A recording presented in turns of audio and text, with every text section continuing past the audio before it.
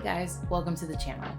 My name is Ania, and today I'm going to be showing you what's on my 2020 iPad Pro. So here she is. This is what it looks like. So I have the 2020 12.9 inch iPad Pro in space gray with 256 gigabytes of storage. I also have the Apple Pencil Generation 2, the Magic Mouse in space gray, and the case that's on my iPad right now, which is the Smart Keyboard Folio. So just a second, I'll show you what it looks like. So this is the Smart Keyboard Folio. And as you saw at the beginning of this video, I finally got to apply my paper-like screen protector. It improves the writing on the iPad so tremendously, and I'm really happy that I finally got it.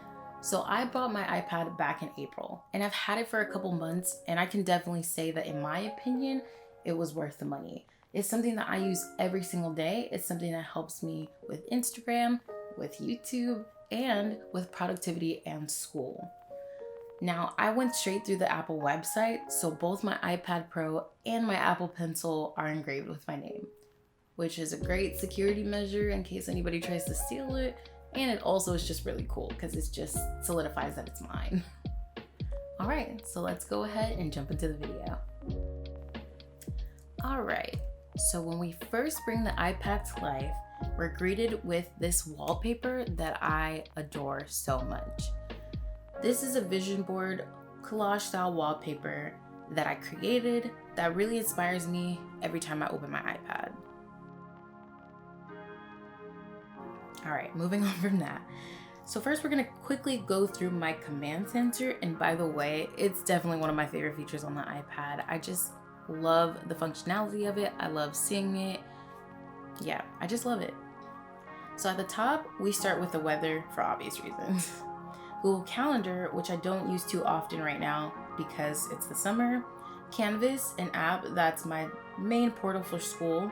I really like having it here because during the school year, it will actually display the most upcoming assignments and my grade in each class, which is super helpful to know how well I'm doing. Anydo is a to-do list app. SubCount, which is new to my iPad, shows me how many subscribers I have. And by the way, thank you to anybody who has subscribed. I really appreciate each and every one of you. Under that is Apple News. And this right here is for keeping track of where the battery life is for everything. And last but not least, I have screen time and shortcuts. So the rest of this first page is the apps that come pre-installed when you purchase an iPad. The three main apps that I use on this page would definitely be Photos, the Notes app, and the App Store. So I use Photos along with Google Drive to send photos and videos back and forth between this device and my Samsung S10.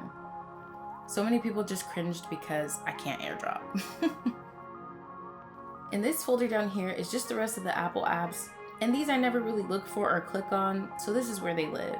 I also like that it keeps my page looking neat, but that's just my opinion. On this next page is all the apps that I've personally downloaded. So the first app is Netflix, and I'm not gonna lie, I mostly use it to binge Criminal Minds. If you know, you know. The next app is Pinterest, which I love scrolling through for inspiration, tips, and this is also where I got a lot of the pictures to create my wallpaper that I love so much. So I will leave my Pinterest name in the description so that you can follow me if you so wish to. So next is YouTube Studio, which I'm hoping will help me grow this channel. It's mostly like the back end of YouTube, analytics, things like that. So Canvas, as I mentioned earlier, is the app that my school uses as our portal. So it's really helpful to be able to see which assignments are upcoming, which assignments are unlocked, and the timeline of the class. And it's also having all of that information in one place without having to look through the syllabus every single time. So next is Gmail, which is pretty self-explanatory. And yes, I do have two different types of emails, don't judge me. So next is YouTube, and as you probably guess, I adore this app. I use it every single day, whether it's just to start my morning or to wind down at night. So I guess it was only a matter of time before I started a channel of my own.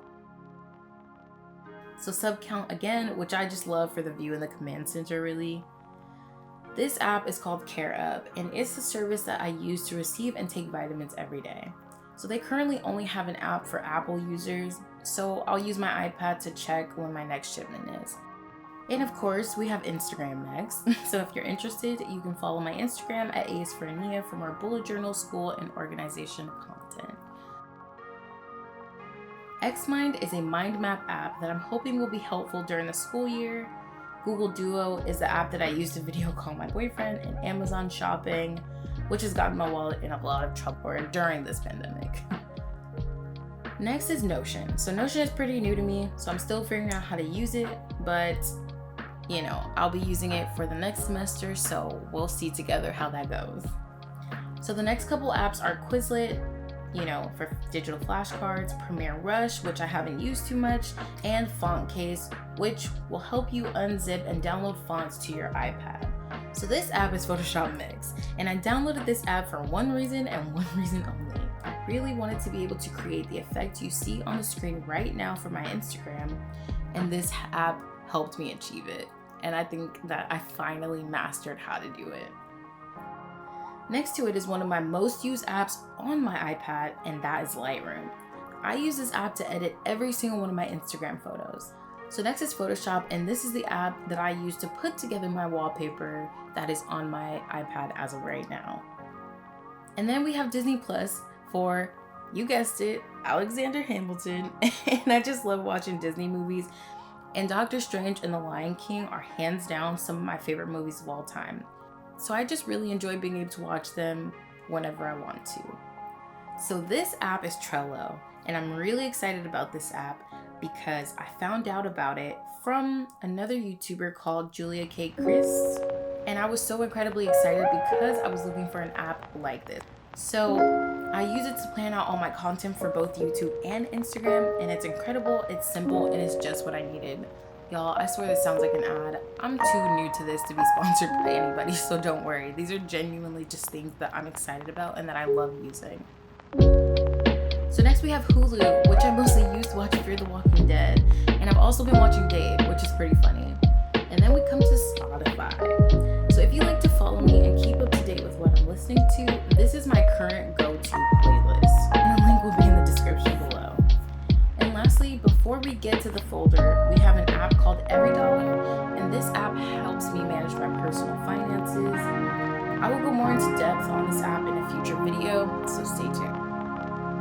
Okay, so now we have reached my de-stress zone. This folder houses all of my games.